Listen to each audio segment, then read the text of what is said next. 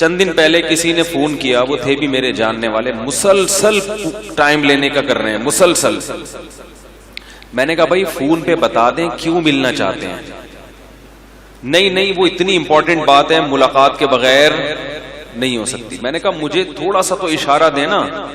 میں نے اگر سمجھا کہ ملاقات کے بغیر نہیں ہو سکتی تو پھر میں ٹائم دے دوں گا, اور ہو سکتا ہے فون پہ ہی نمٹا دوں. کہنے نہیں مجھے آپ سے ملنا ہے. میں نے کہا یار بیچارے کو کوئی ایمرجنسی ہوئی, میں نے ٹائم دے دیا.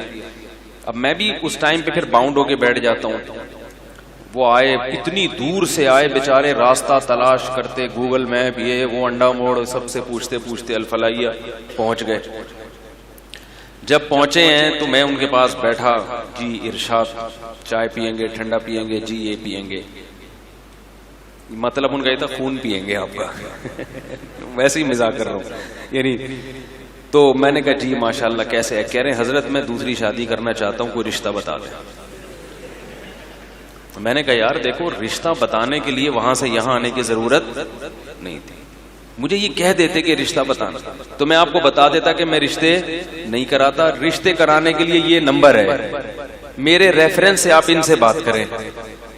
اور چونکہ میں آپ کو بہت اچھی طرح جانتا ہوں, آپ نیک شریف آدمی ہیں, تو میرے ریفرنس ان سے آپ بات کر لیں کہ بھئی یہ مجھے اچھی طرح جانتے ہیں, یہ 2 نمبر آدمی نہیں ہے. تو میں مانتا تھا 2 نمبر نہیں ہے وہ, تو میں آپ کی سفارش بھی کر دیتا. تو فون پہ سارے کام ہو جاتے.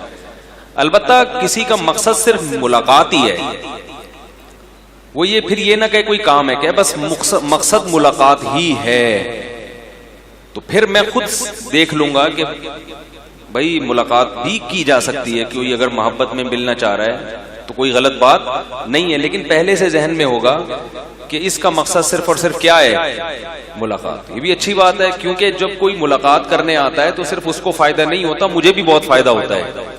مجھے فائدہ یہ ہوتا ہے کہ مختلف ڈیزائن کے لوگ جب ہمارے پاس آئیں گے تو ہماری نالج میں اضافہ ہوگا, تجربے میں اضافہ ہوتا ہے. خاص طور پر دوسرے ملک سے جو لوگ ملنے کے لیے آتے ہیں, میں ان کو کبھی بھی منع بولو بھائی نہیں کرتا.